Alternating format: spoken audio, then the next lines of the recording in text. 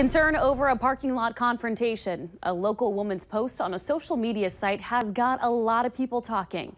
After police heard about the encounter, they have a message to share with anyone who might find themselves alone in a parking lot and in a similar situation. Valley News Team's Cornelius Hawker shares that message. It's a really great tool for us to push information and for our neighborhoods and individuals in their communities to talk to each other. However, some people often forget that we cannot see what they're talking about in their neighborhood. Officer Schindeldecker on the growing trend of posting about potential criminal activity on social media, but not calling police. We need to know about it. It's okay to still share that information on social media to get that message out, but make sure you're also including us and you're calling us when it's happening so that way we have a chance to respond to it. A woman posted in next door saying that a man asked her for money several times outside of his Hornbachers on 32nd.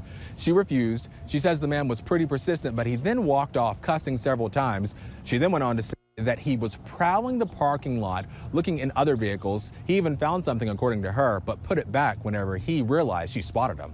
Following the woman's post, several others chimed in, some saying they've had similar experiences, which drives home the point police want to get across. At the very least, if we don't find that person or that individual that's causing that issue, we have a record of it. So we have information that we could tie together. So maybe it falls in a certain area, and then we do find that person down the road, we can link several incidents to that individual or individuals. Cornelius Hawker, Valley News Live. Along with calling police, you are urged to let store management know if you're outside of a business so they can keep their customers safe. New for you now at 9, a Minnesota man had to be airlifted to a Fargo hospital after being seriously hurt in a 4-car crash in Otter Tail County. The crash happened around 7:30 yesterday morning on County Highway 80 in Perham. Authorities say 21-year-old Shania Peterson of Perham was heading out of town when she hit a westbound vehicle. Debris from that crash then hit a second vehicle following the westbound vehicle before Peterson's vehicle then hit a third vehicle head-on in the westbound lane. The driver of the third westbound vehicle, 39-year-old James Wilcox of Henning, Minnesota, was seriously hurt in the crash. Both Wilcox and Peterson were taken by ambulance to a Perham hospital. Wilcox was then airlifted to a Fargo hospital for treatment. Peterson was treated and released. Officials were not able to give an update on Wilcox's condition, but say the cause of the crash remains under investigation. Also new for you now at 9, a man is in custody after allegedly threatening someone with a knife in South Moorhead. Around 7 o'clock tonight, officers were called out to an apartment near the Safari Theater. They had reports that there was a person threatening another individual with a knife. Officers then took the man they believe was responsible for the call into custody, but they have not released his name at this time. No one was hurt. Officers on scene interviewing multiple witnesses that lived in that apartment building and are still trying to track down more witnesses to find out exactly what took place. The scene has been cleared at this time. Coming up after weather, the man who allegedly knocked 2 men unconscious outside a downtown Fargo bar is now facing a manslaughter charge. Plus, dashcam video has been released in the high-profile manslaughter trial of Geronimo Yanez.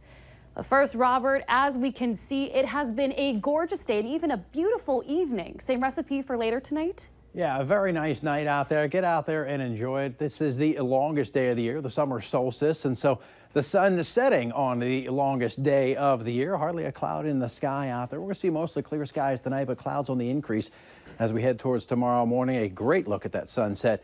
So that's about 9:25 here in Fargo. That's just a little bit later on. Right now, still 68 degrees out there. Winds light out of the east and southeast at 5 miles per hour. Temperatures elsewhere all in the 60s. 66 Langdon and Valley City. 67 degrees down in the Sisterton area. 67 Thief River Falls. 64 over into the Bemidji area. Winds are light. They're going to pick up out of the south and southeast as we head through the day tomorrow. That's going to bring in some warmth. That's going to bring in some moisture, and that may set the stage for some strong storms later on tomorrow. But no strong storms to deal with right now. Again, hardly a cloud in the sky, but we'll start to see more cloudiness move in, especially as we head towards tomorrow morning. That ahead of a storm system will give us not 1, but 2 rounds of potential rain as we head through your Wednesday. But right now, no rain to speak of. Across the northern plains, relatively quiet until you get out, well, out towards the west, just west of Rapid City. A few showers, maybe a rumble or two of thunder. And across the national map, some severe storms in Kansas, down in the Texas Panhandle, also in southern portions of New Mexico. And there is Tropical Storm Cindy. The big threat out of Cindy is going to be flooding rains anywhere from the Florida Panhandle all the way to southeast Louisiana. And also overnight tonight, as the center moves closer to shore, a risk for tornadoes will increase later on tonight as well. For us, though, we're going to see some mostly clear skies for a while, and then here come the clouds. As we head towards tomorrow morning, increasing clouds, and here comes round one of the rain, and it'll slide off towards the east by about 7:30 tomorrow morning. Some raindrops falling here in the Fargo-Moorhead area. And as we head through the rest of the morning and on into the early afternoon hours, this will dissipate and get on out of here. Now, the question is going to be, how much heating do we get? Do the clouds actually clear on out, or do they stick around and hold down the heat? Well, it looks like they're at least going to clear out some, allow us to warm up into the 70s and even some 80s. And then, as a cool front makes its way on through, sparking off some showers and some storms, some of those storms could be strong and perhaps severe. Because of that, Storm Prediction Center has put much of the area in a marginal risk. Damaging hail, some damaging wind, and maybe an isolated tornado. Here in Fargo, we start off the day in the mid-50s. By lunchtime, though, we're going to warm it on up into the mid-70s. And later on in the day, along with that chance for showers and storms, we're going to warm it on up into the lower 80s. Picture of the day, a gorgeous shot. Thanks to Diane for sending this in. A sunset at Cass Lake. Going to use that as the background to our 7-day forecast. Chance of showers and storms again tomorrow. Some of those could be strong and perhaps severe. Some low 80s, cooler slightly on Thursday with temperatures in the upper 70s. A few more rain showers, maybe some rumbles of thunder on Friday. And right now, the weekend is looking refreshing. Yes, it is. But tomorrow we'll be sure to keep our eyes on those storms. Yeah, keep it tuned to the latest forecast, and we'll be here to let you know if anything gets out of hand. All right. Thank you, Robert. You got it. We're learning new information about charges in a deadly fight last month.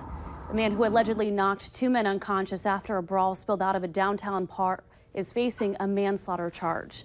43-year-old Darren Patterson was initially arrested for aggravated assault and simple assault, but one of the charges has now been upgraded following the death of one of the men involved. The fight took place outside of the Hodo on the night of May 27th. One of the men involved, Jamie Grant, died from his injuries. Patterson is due back in court next week, but prosecutors say that may be changing due to the amount of evidence still needing to be processed. At this time, Patterson remains out on bond. We are now getting our first look at the dashcam video released today of the high-profile manslaughter trial of Geronimo Yanez.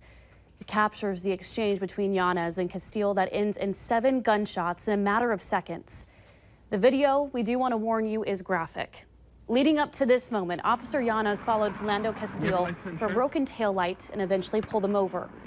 Yanez asked for Castile's license and insurance.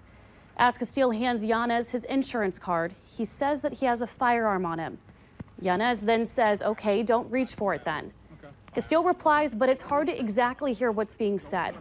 That's when Yanez fires his weapon, saying that he had asked Castile not to pull it out. The dash camera continues to record as other officers arrive, giving Castile chest compressions. Last Friday, your jury found Yanez not guilty of all charges. The family of Philando Castile is now planning to file a civil lawsuit against Yanez. The latest appeal in the death penalty case for the man convicted of kidnapping, raping, and murdering a UND student started today. Alfonso Rodriguez Jr. is the only man in North Dakota to be sentenced to death row after kidnapping Shoden from the Grand Forks shopping mall, and then brutally murdering her. Rodriguez is appealing his death sentence, and his lawyers are saying that medical examiners did not properly test Shoden with questions surrounding the rape examination and Shoden's wounds. This hearing could last up to 7 days, mainly focusing on the testimony from the medical examiner. The Fargo Police Department and the Cass County Drug Task Force found the makings of a mobile meth lab early this morning. Take a look at this. Police received a report of a man who was passed out behind the wheel of a vehicle in the 1800 block of South University Drive. They seized 1.8 grams of meth and drug paraphernalia, along with chemicals and equipment needed to manufacture meth. The man is identified as 51-year-old Paul Robertson of Holly, Minnesota. Robertson is now facing multiple drug-related charges, and officers say the combination of the chemicals being stored together in an unstable environment in the wrong containers is extremely dangerous. 2 crashes along I-94 turned into a major traffic headache for some drivers during the evening commute. The first crash happened around 5:20 right near the I-29 northbound exit. Westbound traffic was brought to a near standstill about an hour as emergency crews responded to the scene. The North Dakota Highway Patrol says that 3 people were hurt, but they didn't need to go to a hospital. Now, after that crash was just about cleared off, another one happened on the westbound side underneath the pedestrian bridge near the 25th Street South exit. This crash didn't hold up traffic nearly as much as the previous one, and no one was hurt for this crash. First entry rooms at the Broadway Hotel in downtown Fargo have been available to rent for a low cost to those who can't afford much. Recently, the Kilbourne Group has taken over the building and says it's not safe for renters, and they need to make some improvements. However, those improvements mean the low-income renters will have to leave it when it starts sometime this year. We're working with our property manager, trying to find locations for them to move into right now. If they'll certainly be welcome back after we make the improvements later. Okay, so the price range is going to be somewhat the same, I believe? No, the price range will be about $600 when we, $600 or higher after we make all the improvements. And while the Kilbourne Group doesn't have plans to create affordable housing, they say there are many options for those who need it. And if you need help uncovering fraud and corruption in your community, be sure to call us on our whistleblower hotline at 701-237-6576 and leave your tip. A member of our investigative team will get on the case and go to work to expose the truth. Well, it's a close race to determine the future for downtown Grand Forks. The last of the votes are still pouring in, so here's the count so far. 1,774 have voted yes to save the park.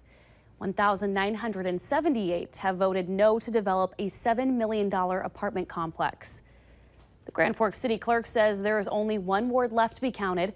Arbor Park is the small pocket park in the heart of downtown. The apartment complex was a controversial proposal and faced pushback from the arts community in Grand Forks. Be sure to look for an update on the vote later on Valley News Live 10 at 10 and on our website at valleynewslive.com. Still ahead tonight, it's a race that's taken on national significance. The campaign for Georgia's 6th district congressional seat is now over.